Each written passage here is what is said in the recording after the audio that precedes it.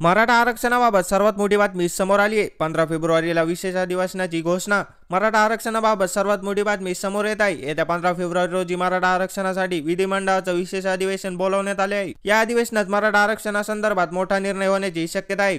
कुणबीतील सगळे सोयऱ्यांना प्रमाणपत्र देण्याबाबत राज्य सरकारने काढलेली अधिसूचना आणि मागासवर्ग आयोगाचा अहवाल या दोन्ही महत्त्वाच्या मुद्द्यांवर या अधिवेशनात चर्चा होणार आहे।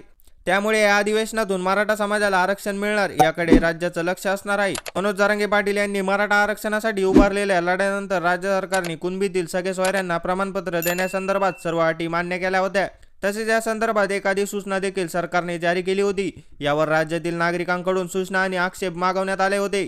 त्यानंतर आता अधिवेशनात ही अधिसूचना मंजूर करून तिचं कायद्यात रूपांतर करण्याची मुख्यमंत्री एकनाथ शिंदे यांचा प्रयत्न असणार आहे। मनोज जरांगे पाटील यांचे आंदोलन हे मोठं यश असेल असे मानले जात आहे। दुसरीकडे राज्य सरकार मागासवर्ग आयोग मार्फत मराठा समाजाचा सर्वात वेगवान सर्वे केला आहे। हा अहवाल देखील या अधिवेशनात मांडला जाण्याची शक्यता आहे। त्यामुळे मराठा समाजाला ओबीसीतून आरक्षण देण्यासंदर्भात अडचणी आल्या तर या अहवालाच्या जोरावर राज्य सरकारकडून मराठा समाजाला वेगळे आरक्षण देण्यासंदर्भात अध्यादेश काढला जाण्याची शक्यता आहे। मागासवर्ग आयोगाचा हा अहवाल अधिवेशनात मांडला जाणार आहे। नव्याने केलेल्या सर्वेक्षणाच्या आधारे कायदा बनवला जाण्याची शक्यता जास्त असल्याचे मत अनेक तज्ज्ञांकडून व्यक्त केले जात आहे।